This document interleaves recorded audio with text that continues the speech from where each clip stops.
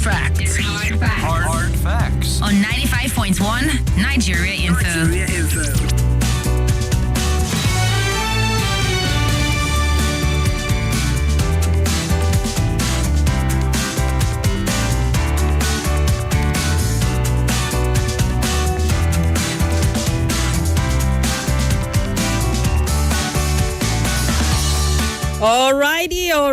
Alrighty. Thank you so much, Abuja, for staying with your trustworthy radio 95.1 Nigeria Info. How's the Tuesday treating you? I know during the crosstalk with Swat, I talked about the hustle and all of that, and someone sent me a message. I should be living the soft life. Let me help you. Thank God Somi is here. You help much later to interpret what he means.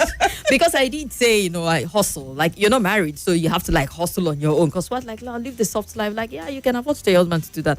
Now, let me help you. I said, okay, good thing that Somi is here. She'll help with that interpretation further. But we'll leave it for later, though.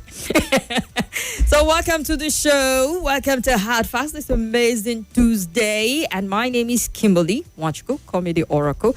The Digital Oracle, OTF, the fellow, Chanya One Madam Speaker. And I'll say yes to them all. I've got the delectable Somi here. My name is Somi. Why did you start? Because it's hard to introduce myself after that one. You should have let me go first. so then I just say my name is Somi, and that's all there is to it. People will understand. But it's like an anticlimax. But yes, Somi is the name. I see. And welcome to Hard Facts. Welcome. We'll be here together to 7ish, and you would have a great time if you join us to the very end of the show. We'll start off as usual with a big 3. I already let the cat out of the bag, what we'll be looking at the 4 o'clock hour. But before we get there, let's look at some of the stories driving conversation. And we're joined by Bode Badebo. He's a journalist, a political analyst. He's with the Leadership newspaper, and he joins us for the show. Mr. Bode, good afternoon to you, and welcome to the Big 3. Yeah, good afternoon, Kim, and also good afternoon to Sonny. Welcome. It's nice to be here this afternoon. Welcome. Thank you so much for joining us. And yes, my pleasure. Bode joins us virtually. So go to YouTube, go to Facebook. You get to see us. You get to join the conversation and leave your comments there at Nigeria Info Abuja on Facebook, at Nigeria Info Abuja on YouTube. Just before we get into all the other stories, Very Dark Man is a big story for yesterday. The fact that we had a number of protests from GT Bank to EFCC area to saying, free Very Dark Man. Why did he go from going to lay a complaint at GT Bank about his mother getting deduction to the security detaining him, handing him over to the police, and then magically he ended up with the Economic and Financial Crimes Commission? A lot of people are just wondering, how did that transition happen? And how is it that the FCC is involved in a case that has to do with a complaint to a bank?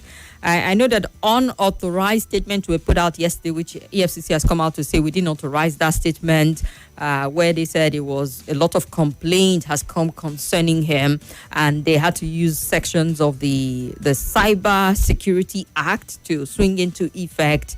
But he's since been released, though. But, a lot of people are still asking questions as to the ease at which, this sort of arrest and detention can happen, and when there's no proper justification for it, even hours after it happened. I'm a little curious to find out from you, Bode, your take on this, really. He's been granted administrative bail, but, the sequence of events is an interesting one.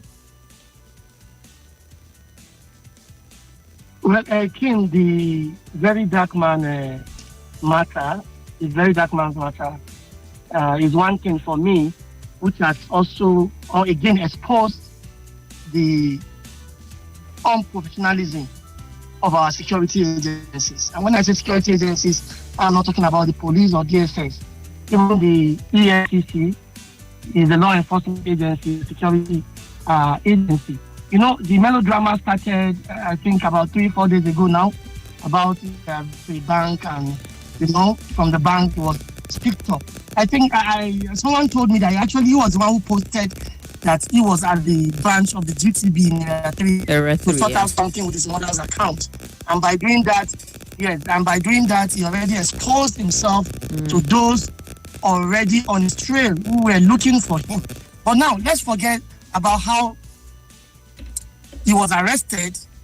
Let's look at why was he arrested? Because he's a human being, he's a Nigerian, his rights must be protected, and he must also enjoy his rights to freedom of movement. So why hasn't been arrested? And today, the EFCC released a statement to say, well, see, we arrested him, and we've also offered him an administrative bail. He was yet, as of the time they posted, they say he was yet to meet bail conditions. And then there will be charges against him to be filed in court, because there are a lot of petitions against him about financial crime.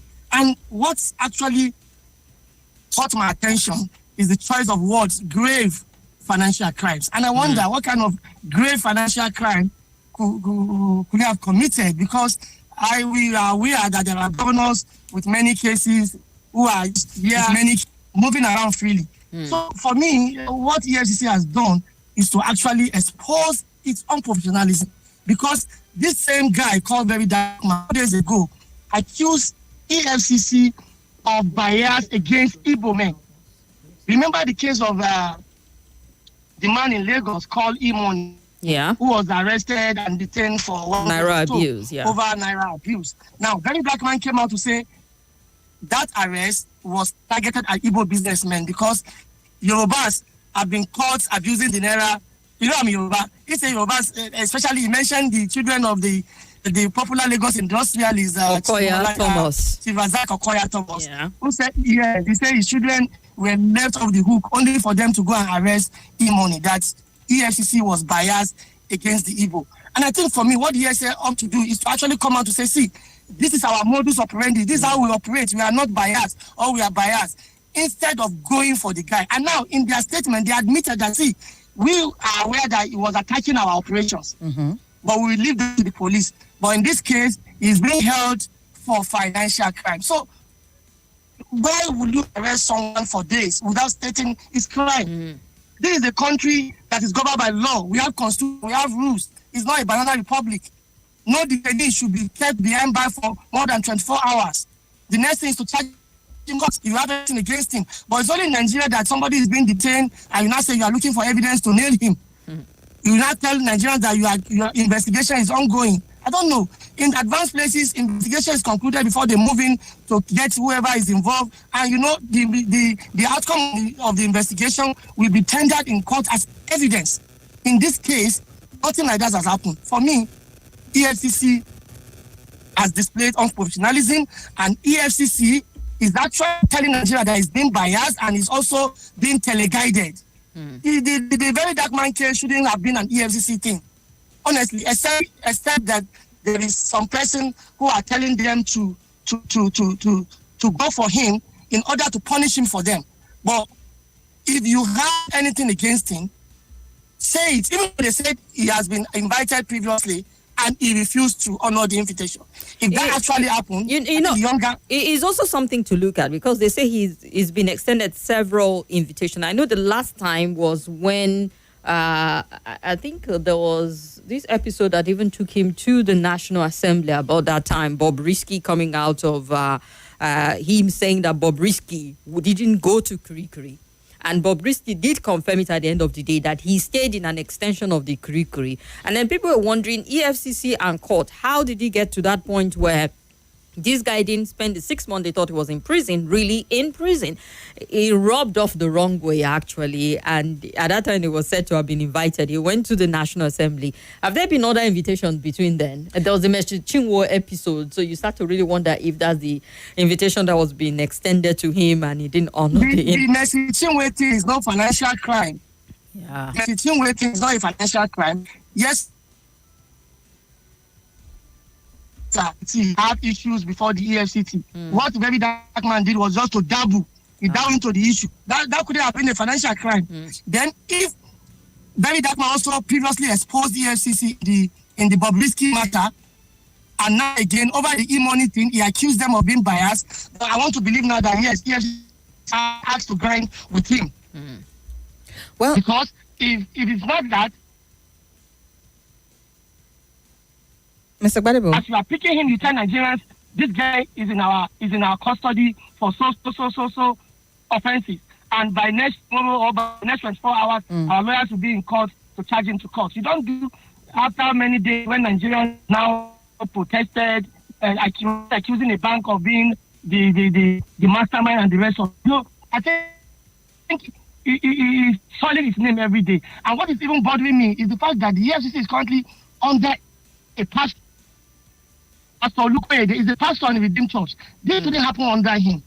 He swore to an oath to discharge his work without fear and favor. We should do this. Yeah. There are people that have cases who are now dealing with the government. If they really have cases, take them and prosecute them, collect what they have stolen from public treasury back to us for our collective advantage. Not going after some very mundane matters. All right. It's unnecessary, and I can tell you, it can soil our corporate image on the international scene.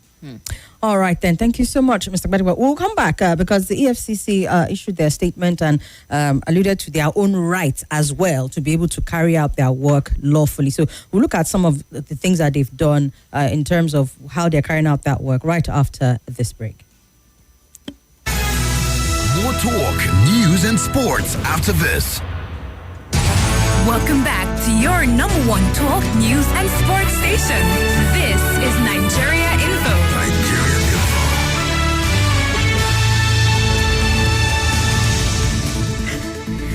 All right, that was definitely a very, very, very quick one. And we are back. Speaking on the EFCC and their statement where they said, allow us to do our job, Nigerians. And I was speaking on the very dark man arrest.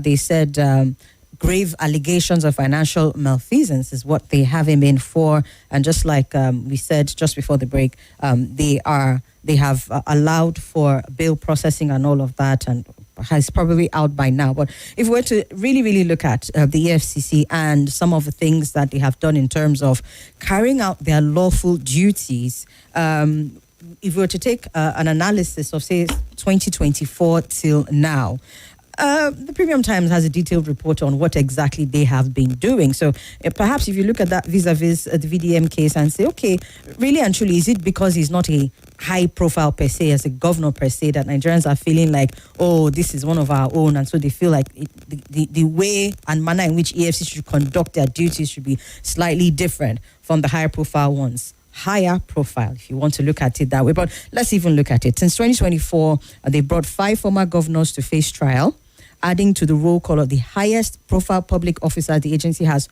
prosecuted since inception. The 5 defendants who lost immunity from prosecution as they stepped down after 8 years of governing their respective states are the former governors Abdul Fattah Ahmed of Kwara State, Willie Obiano of Anambra State, Yahaya Bello of Kogi State, and Darius Ishaku of Taraba State. We also have Theodore Oji of Abia State. 3 of these people, Mr. Obiano, Ahmed, and Bello, were arraigned in various courts in the first half of 2024, joining 30 former governors who have faced prosecution by the EFCC since its inception in 2004.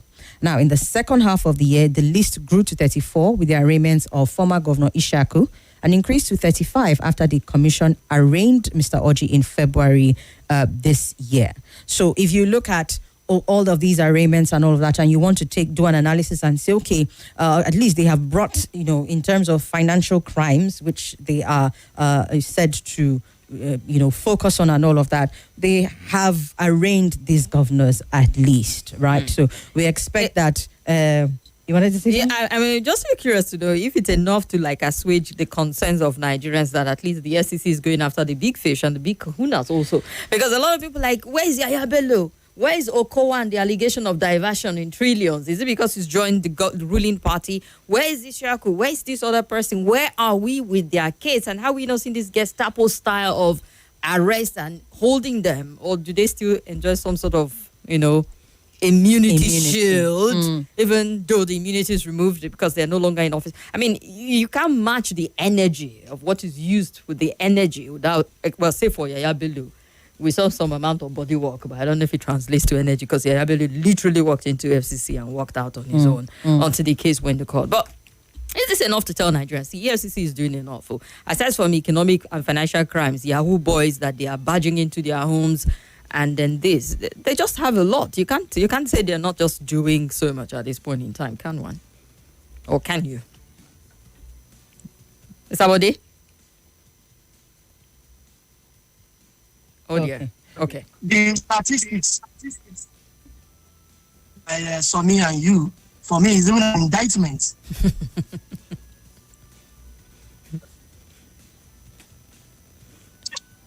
Go ahead, sir. We can Of hear course, you. they are doing something, but they are not doing enough. Mm. The statistics you read out is an indictment for me. If you say they've been arraigning this and that for the past so years, so what is the outcome of the arraignment? What's the outcome of the arraignment? The arraignment is supposed to be for cameras or to actually achieve something, justice. So the arraignment is not just for arraignment, the arraignment is to achieve justice. So what kind of justice have they achieved for the country in the last 20 years? Let me even tell you something. Do you remember a former governor called Saminu Turaki? Yes. Yeah. He's the first elected governor in the Fourth Republic.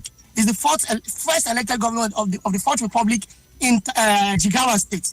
He left office in 2007. How many years now? 2007. About 18 years or so. He's still in court, facing trial for corruption by the EFCC.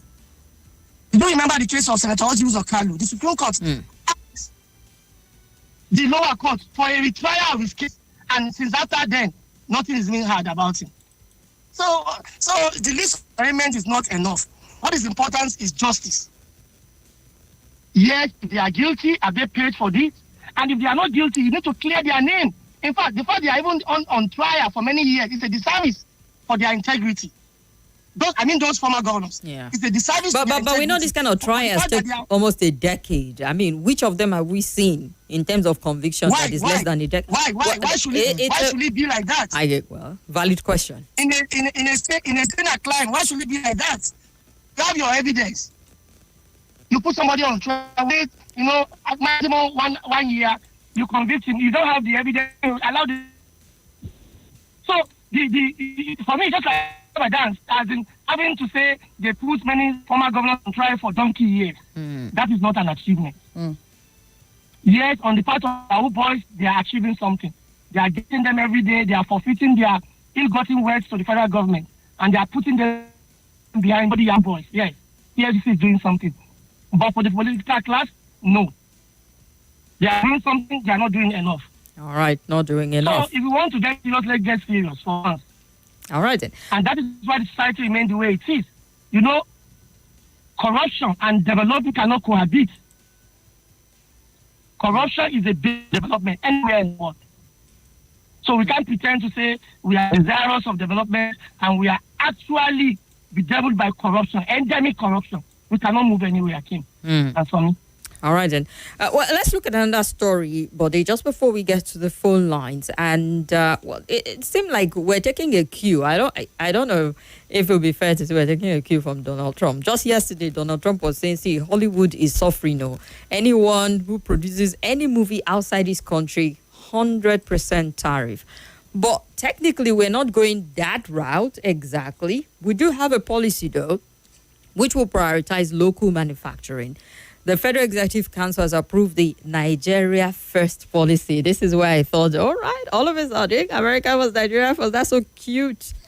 The Nigerian First policy aimed at prioritizing the use of locally made goods and services in all government procurement. The Minister of Information, Mohammed Idris, made this announcement yesterday, saying the policy seeks to domesticate all government processes. The Nigerian government expects that with the new policy, local manufacturers will get priority in the production or provision of goods and services, that no procurement of foreign goods or service already available locally shall proceed without justification.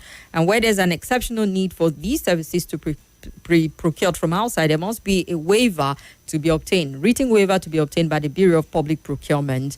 With no viable local option exists, contract must include provision for technology transfer, local production or skill development. For example, the provision of portal allocation under the Sugar Master Plan should take into consideration participant backward integration plan and investment in the country and ensure compliance with the master plan.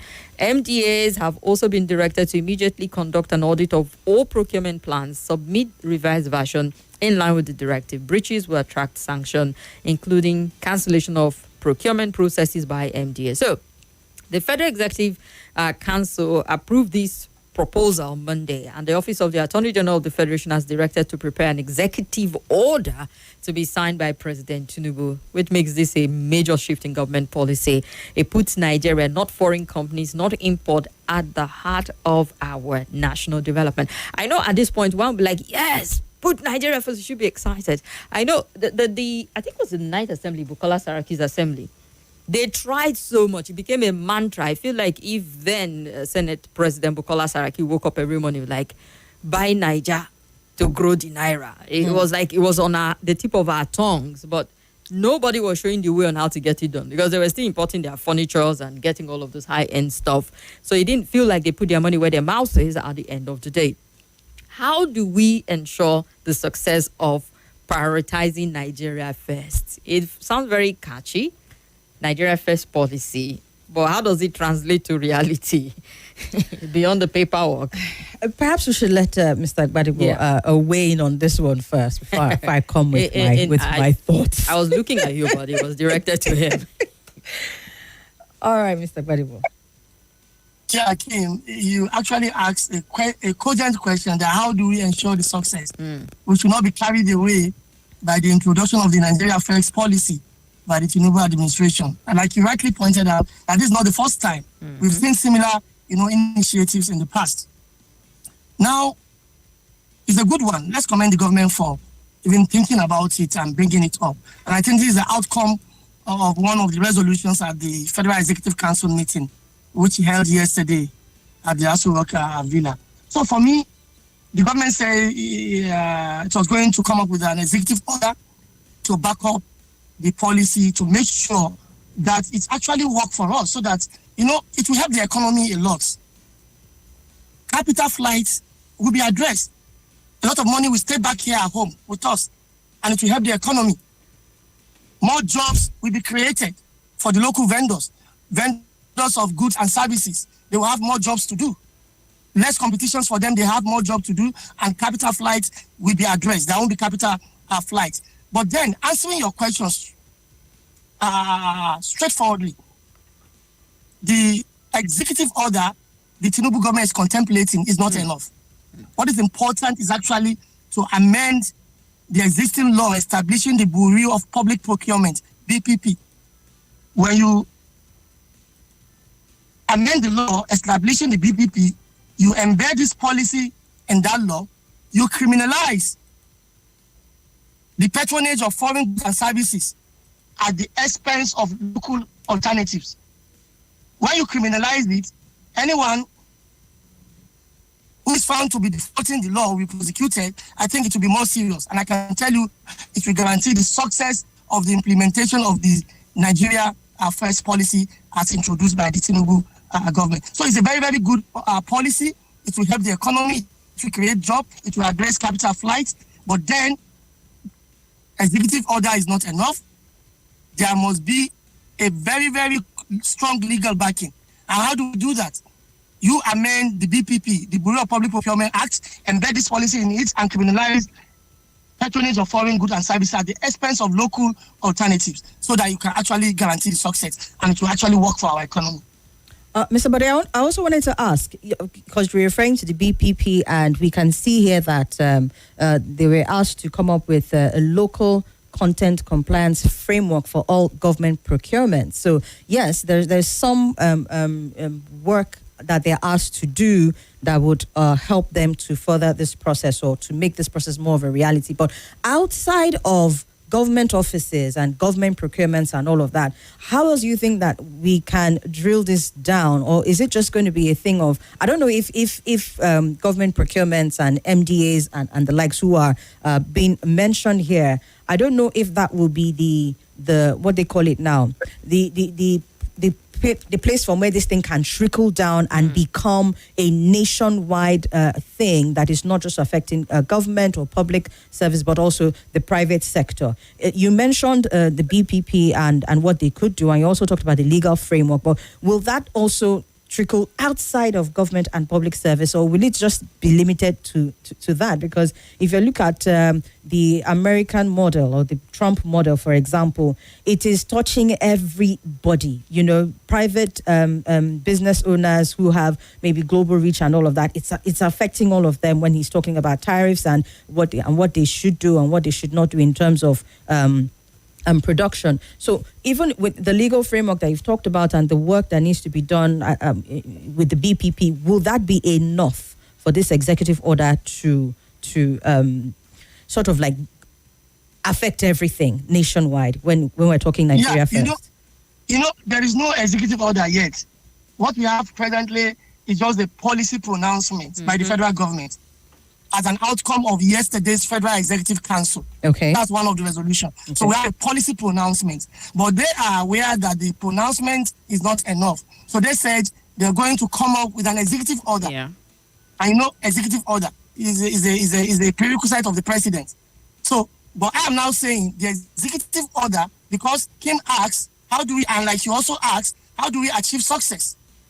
And this success we're talking about is not on the short-term basis. It should be sustainable success. So for us to achieve a sustainable success, I now say executive order won't be enough. Okay. There is a need for a legislation. Okay. Because, an executive order can be done and undone within minutes, within days. But a law cannot be done and undone within days. So a legal backing is more sustainable. So seeking a legal backing is more sustainable. So when BBP Act is amended to embed the provisions of this policy in it, then it will guarantee the success. Now, you asked about how do we now bring this thing down to the grassroots. Now, the issue is this. This policy is about government. But then, we as private citizens, it is incumbent on us to key into it as patriotic Nigerians. And that's why they call it Nigeria First. So if I am taking Nigeria First, I'm supposed to also key into a government policy that is trying to project Nigeria first, that will help my economy, that will help my country. So if government will come up with a law to make it a serious business and to criminalize a default, it is also incumbent on the rest of us who are not part of government as citizens, not just citizens, active citizens of the country, to also key in. For example, if I have money by God's grace tomorrow, I want to put up a 1,000 room and hotel. That is a multi-billionaire contract. So what does that mean? If I have money to go and procure services and goods from abroad, what it means is that I should also stay at home to make sure at least 90% of all the services and goods that will be used to build our hotels are procured locally to help my economy. So it's a collective responsibility. The government has done its own part. It's also left for us as citizens to also do our own part. But then, before we do our own part, we need a guiding principle. We need a framework. And that framework must be legal. And that's why I said the PPP law should be amended to embed this policy in it to make it more serious business and a stronger policy to implement. All right, then let's get to hear your take on some of the stories that we looked at. Just in case you're wondering about our legislators, they are finally resumed after it felt like forever, the recess. They went on the break, they went on from Easter to Eid, and they are finally back. And they did quite look at some of those pending issues they left, perhaps addressing even when they were on their break from plenary. They resumed plenary, and some of the issues back on their table is the passage of the tax reform bill, which was very controversial. I'm sure it must have exhausted them enough to even extend their break by one more week. The Rivers State emergency rule is also something for them to look at. They said they'll work with the executive to resolve all the lingering socio-political issues across the country, including the situation in Rivers State. The essence is to ensure that all stakeholders come to terms on the need to address the root causes of this issue and emerge ensure proper reconciliation of the key actors in the overriding public interest. There's also the resurgence of Boko Haram. The Borno State governor has been screaming at the top of his lung, Boko Haram, Boko Haram, Boko Haram. There's so much going on, and we've seen a number of disturbing attacks. And then the crisis in the north central part of the country, from Benue to Plateau State, Katsina State. The president was in Katsina State, attended the governor's daughter's wedding, and he did acknowledge when he met the troop that indeed we're dealing with some security issues, and just encouraging them to just do more to addressing terrorism in that region. And then our constitution, some aspect of it that needs to be reviewed, other legislation. It just feels like the National Assembly has a table full of unresolved issues that they need to get at. I'm a little curious to find out from you, just before we get to the phone calls, which do you consider top priority, like number one, National Assembly, get to work with this? Mr. Bode? Yes, I'm with you. Yeah. Okay, did you get the question? Can I come again, please? I listed out some of the issues pending for the National Assembly after they resumed their plenary today. And some of the key agendas is the passage of the tax reform bill, River State emergency rule to resolving some of the socio-political issues, insecurity, where we're dealing from Boko Haram to bandit to, well, I won't call it banditry, because what's happening in Benue State, Plateau State, is some sort of terrorism. Yeah, the governors have been bold enough to say what it is. And then the review of our constitution and a few other pending issues. And I'm just curious that they've been away for 6 weeks. Which areas, or what do you think should be top priority for our lawmakers in the Senate and House of Representatives as they resume plenary today after 6 weeks of vacationing? Yeah, I think that's not far-fetched. What should be a top priority is security, national security. Because if you are not safe, if all of us are not safe, nobody will be talking about constitutional review. Nobody will be talking about Rivers crisis. Rivers is just a fragment of Nigeria as a family. So national security is very, very important. But then, I don't know what the National Assembly will do about our security. That has not been done. They've been making resolutions for many years past now. Nothing tangible has happened. So this is just for news sake. It's for news sake that, security, Rivers, tax reform bill top priority as Senate resume. That's how a normal news organization will cast an headline, but nothing special for them. Yeah. Is the continuation of what they have been doing. They will continue to do nothing special. But then I want to urge them to prioritize our security. They should dig into why we are having security breaches all over the place. Is it about intelligence gathering? Or is it about the intelligence failure? Or is it about failure of hardware or software? You know what is necessary? Find out the truth. Talk to the executive as represented by President Tinubu so that we do the needful. But you know where we have our problem? It's a very difficult thing to say. I don't know if I should say this. It's a very difficult thing to say. You know why we have our problem? Where? We don't actually have separation of powers in Nigeria. It feels like the executive and legislature intertwined. So it's very difficult for them to look themselves in the face and tell themselves the truth on what is right and what is wrong. As you see in other climes, that the legislature will tell the executive, this is wrong, don't go that way. Or the judiciary will say, no, enough is enough. In Nigeria, it now becomes one family. So in one family, how do you do? Everything is right, everything is fun. So we don't actually have separation of power as actually entrenched in our constitution. For example, have you ever seen the Senate president saying the presidency has done anything wrong? But the presidency is an institution of human beings. They are able to make mistakes. They are not infallible. Have you seen the presidency saying the Senate president is wrong? No.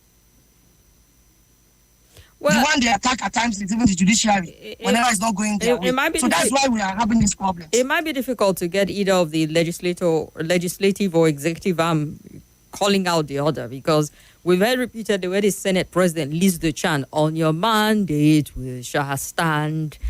So like they're on the same page, in the same boat apparently, and that distinctness, aside from one making law and executing that was one embarrassing thing that will continue to haunt Nigeria. I remember that scene was Sam during one of the budget. More than once, actually. More than once. Oh, okay. So you can see. So how do you tell me, if you are eating together every day with you, how do you tell me I'm wrong, I'm right? Nigerians will just continue to pray. All right. That prayer, honestly, because if you're looking at what's happening in terms of insecurity, I don't believe that Nigerians have not prayed, even over prayed about the matter. I think we need to take a different approach to this. And you've mentioned that, yes, nobody is willing to check the other person or call the other person out on their wrong. As a matter of fact, you have at the House of Representatives, what you saw was a case of trading blame, where the deputy spokesman of the House, Philip Agbese, was blaming the governor of Benue State on what's going on with insecurity in the country, in his state, rather. He said it's because he abandoned the state anti-grazing anti-open grazing law. Okay. And he said this was what was leading to the increase in the killings and all of that. So when you constantly have this going on, nobody's willing to really take accountability or take action for the wrong that is going on. God forbid. Is it not a case of, as we are praying and the numbers are still increasing? God forbid.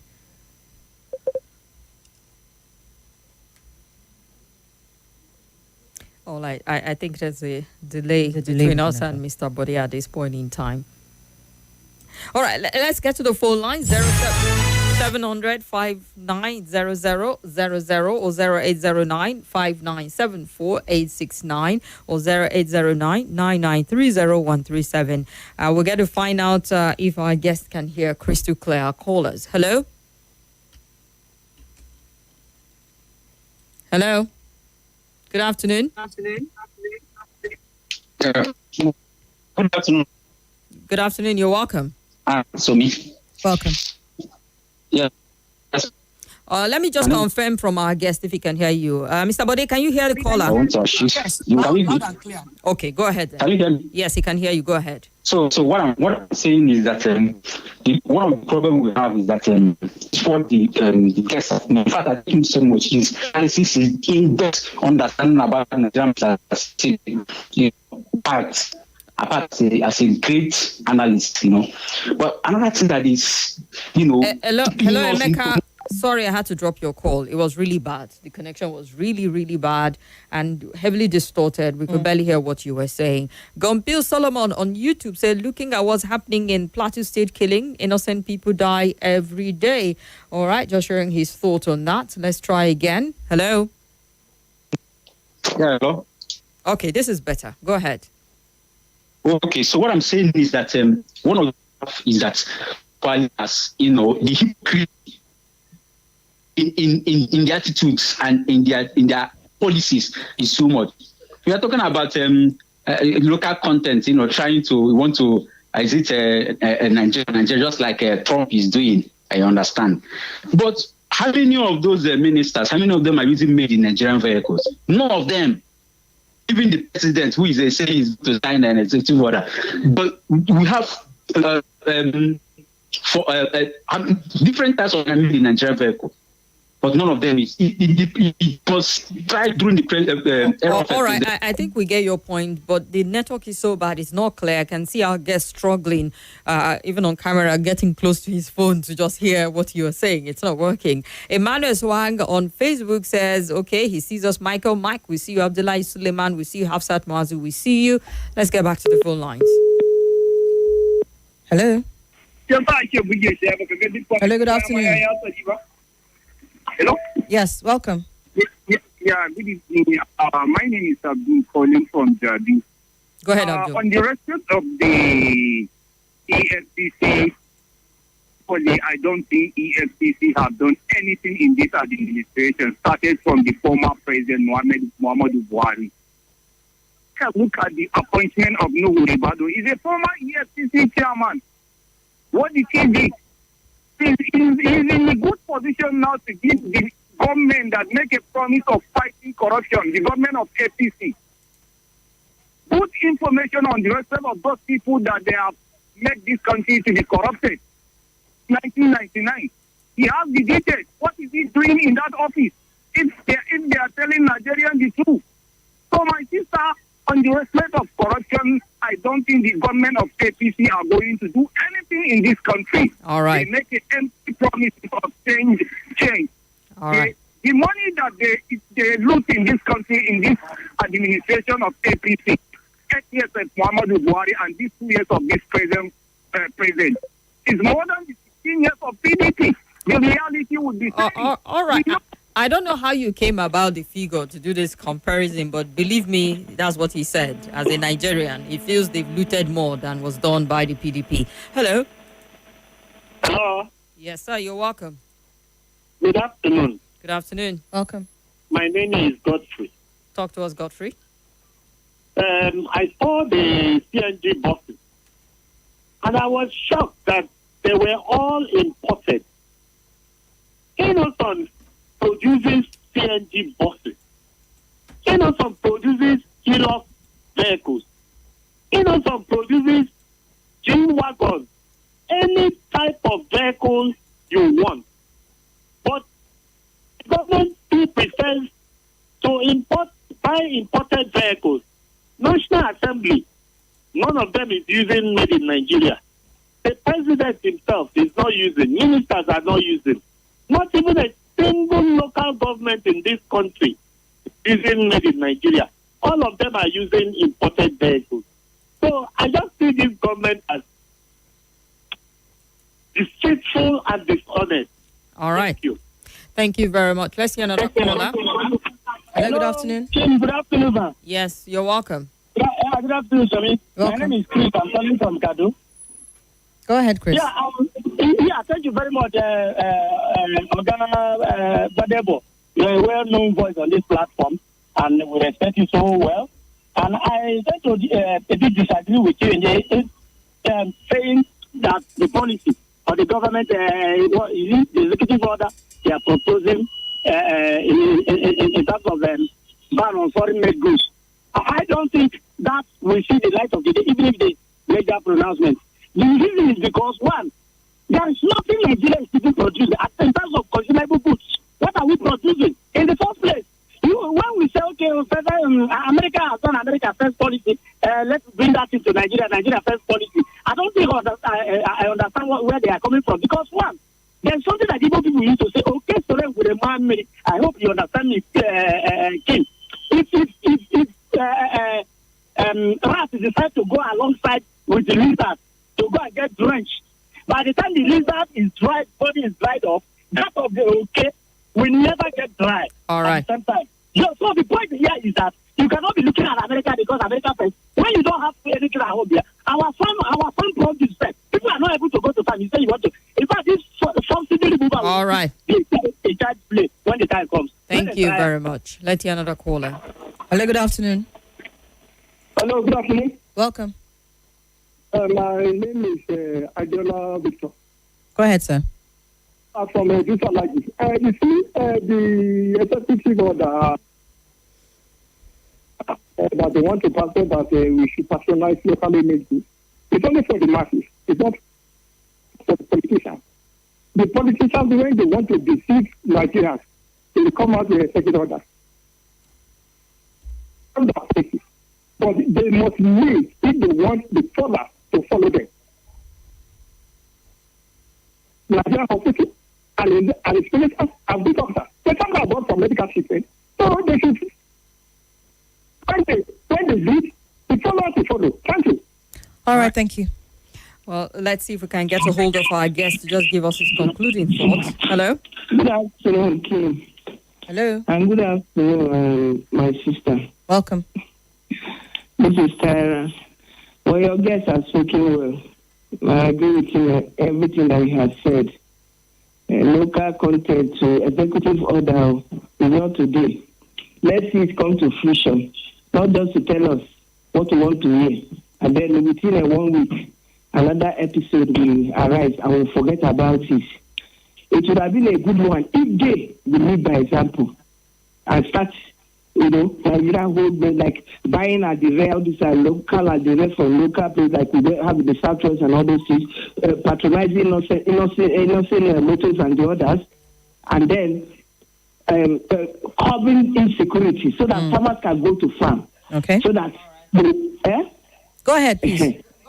So that farmers can go to farms and then we'll have enough food to eat. It's when you don't have it that you said, okay. For example, now, are you going to show me of any state where they are producing enough rice that can feed 100 million Nigerians, all right, more 200 million Nigerians? Thank you. So for me, that local this content that they're talking about, until I see it happen, because I know that charity begins at home. That's how it should be. Thank you so much. From them. That Thank change you. that we're talking about, and that their executive order that they want to see. Let them start with themselves.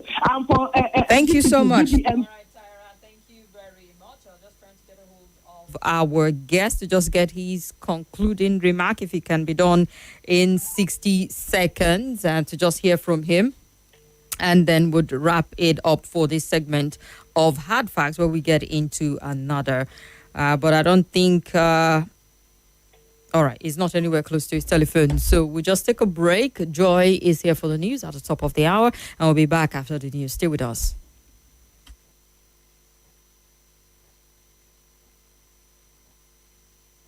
This is Nigeria Info.